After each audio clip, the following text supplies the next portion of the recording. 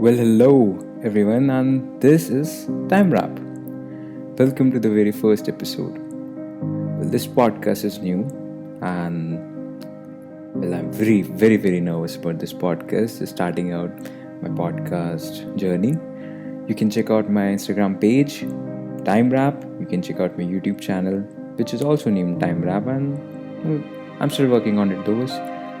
Without any further delay, let's just start on the first topic. And the first topic for today is meaning of the universe. Well, by this I don't mean the meaning of this universe. It's just a more deeper question than that. It's the meaning of life itself. I'm asking the meaning of life itself. And this is not just me asking. I mean, philosophers have wondered about it for many decades and centuries and thousands of years.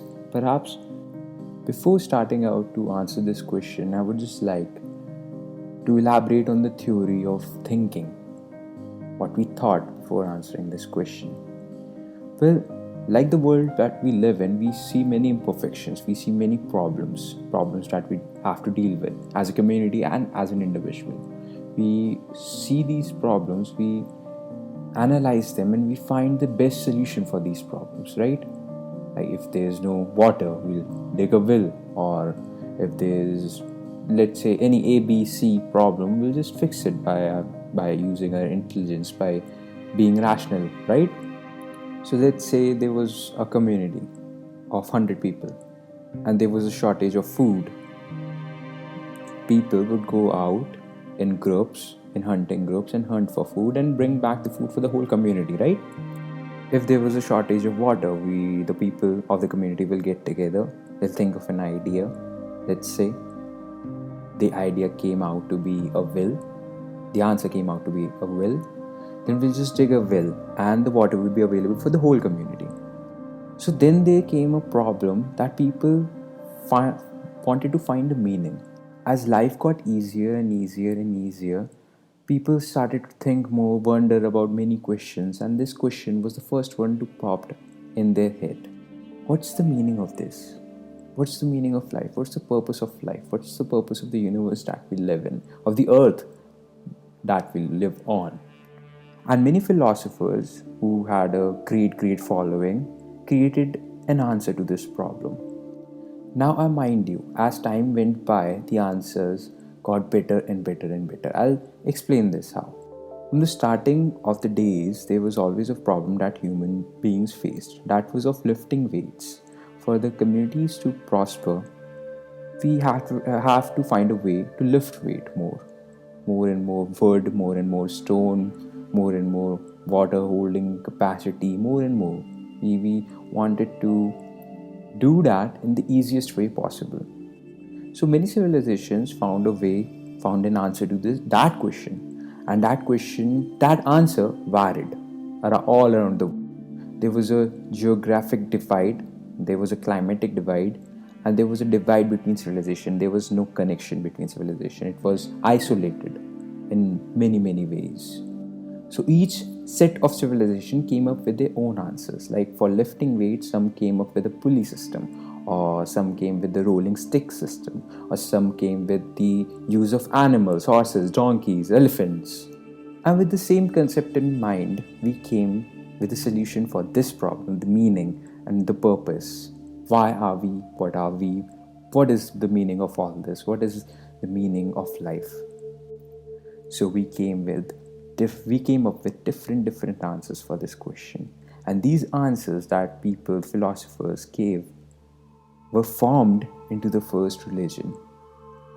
And hence Christianity was born, and hence Hinduism was born, and hence Islam was born, and hence every religion was formed. It was a way of life that gave purpose to humans, to us. It gave us purpose. It makes us want to get up from the bed every day and work for our communities, for our people. It simplified the human life. It made us think less and follow more. We were always a species who wanted to follow people, right? If there is a community of 100 people, there is always one leader. There is always one leader that we follow, and we tend to do that. It's just a whole evolutionary basis on that, which I will get in maybe after some episodes. So religion was created. And don't mind me, religion was the right answers for many, many thousands of years. It was the right answer for this problem. It gave us a meaning, it provided us with a sense of security. It was catastrophic, it was bad in many cases. People killed other people in the name of religion. They even do that right now at this present age. Basically, this tool was and is used as a weapon for certain people with power for their own personal benefit and personal use. And I'm not saying that religion is bad if you're a person whose only objective is to get up in the morning, work for yourself, work for your family, feed yourself, and then sleep and repeat this whole process again and again and again, then religion is the thing for you. You should have a rules and purpose for life. You should have a set of rules to live by, basically. But if you're a person who has free time to spend on themselves, who has the time to listen to this podcast, who has the time to listen to whatever the fuck that is going on in today's world, Big Boss, Twitter feuds, who fucked who, then dude, religion is not the thing for you. At least you should open your mind to concepts of freedom of choice, freedom of information, and you should open yourself to the belief that sometimes the things that are created can be made better. And the reason I have such a perspective to this whole concept of religion is because in today's world religion is used. It is used by a certain of people for their own personal benefit. The reason why I'm saying this is because religion controls our life too much. Man, it makes people fall in love with guys who rapes people in caves and release brain-rotting movies such as MSG. It makes people kill and riot, and it gives control to those senseless fucks who think MSG was a great movie, or that all Muslims are terrorists, or that BJP is somewhat an agent of RSS and any of that shit, or that God-centered guy who died for us woke up 3 days later to make wine from water. Dude, religion is tampered. It is not pure anymore. But what I'm trying to say is, it is corrupt. Religion has become corrupt by so many people who in their lifetimes has used it as nothing but just as a weapon. I'm not saying you should not follow your own religion.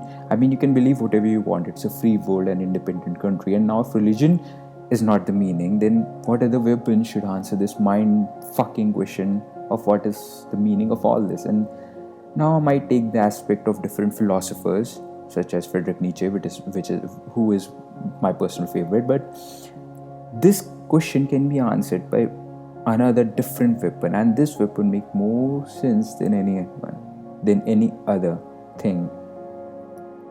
And now comes science. Now in today's episode I'm going to cover different topics related to science. I'm going to cover the theory of simulation, the Fermi paradox, and the Carl Sagan's theory. And if you would like me to cover any other certain topic, any other certain thing, then you can just give a feedback and cover them too in the next episode. So now comes the theory of simulation. The theory of simulation was given by Nick Bostrom. And this theory isn't new. It was given before and can be traced back to the 4th century BC. And it was Zhuangzi or Zhuangzi or someone like that. He was of Chinese origin and he wrote a story, and the story was named as the Butterfly Dream. It was also explained in the Indian philosophy of Maya, but we'll cover Zhuangzi today. A little background on Zhuangzi was that he laid the foundational text of Taoism. And his story was that he once dreamt that he was a butterfly. A butterfly fluttering about, happy with himself, doing as he pleased. He didn't knew that he was Zhuangzi. He didn't knew who he was. Suddenly he woke up and there was a solid and unmistakable fact that he was Zhuangzi. What it meant was that in his dream, the dream was so real, the simulation of dream was so real that he wasn't able to distinguish between the dream and reality. And by simulation, well, the meaning of simulation is when the person who is in the simulation or the data that is inside the simulation, the consciousness that is inside the simulation, doesn't even know that is a simulation. It becomes so real that there is just no difference between the reality and the simulation. And we do live in a simulation right now. We see movies, we play video games, we see so many things on the internet, and that is kind of living in a simulation. When we see a movie, we just dwell our consciousness into a character so much so that it is just indistinguishable, and it is so spot on, and it is just make us feel things, right? That is the most primitive form of simulation. And what are we? We are just the consciousness, the life that we are. We are just some neurons trying to communicate each other, trying to understand itself. So when the time comes when technology is so much powerful that we would be able to sort of upload a consciousness into a computer, into a supercomputer, and power that with AI. When we stimulate ourselves, our consciousness inside that computer, we will be able to live life. We will be able to live a life that is so indistinguishable that it becomes a reality, and that will happen soon. According to Nick Bostrom, there are basically three schools of thought, three possible outcomes for this situation.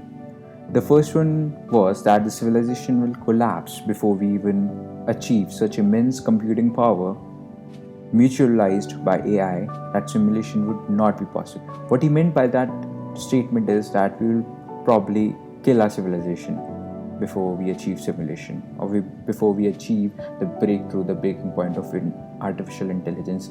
Basically, we'll just kill ourselves. It can happen in a form of epidemic, a nuclear war, or many other factors. We can look around yourself, and it is possible. These are the factors that can possibly collapse our civilization as we know it. The second one was that we will, at some point of life, at some point in future, we will lose interest in simulation. We'll be more and more interested in the real thing, in the real universe, that is. So we'll possibly lose interest in simulation. It won't matter that much.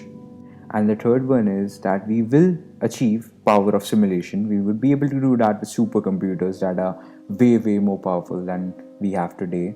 It can be explained by the Moore's law. Moore's law states that our computing power just doubles itself in every 18 months. So after a considerable amount of period, the power will be so much that we'll be able to achieve artificial intelligence, and then we'll be eventually able to achieve simulation. So when that happens, or if that happens, then chances are that we are already living inside a simulation, and that is scary, because if we are really living inside a simulation, then what is outside the simulation?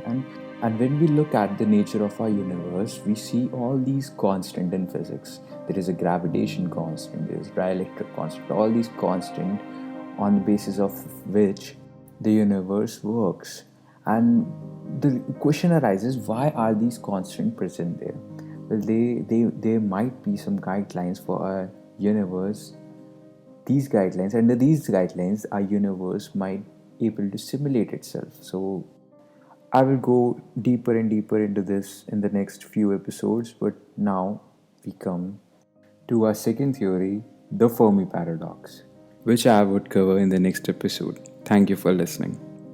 You can leave your feedback and criticism at my YouTube channel, or you can give me a text at my Instagram page. Thank you so much.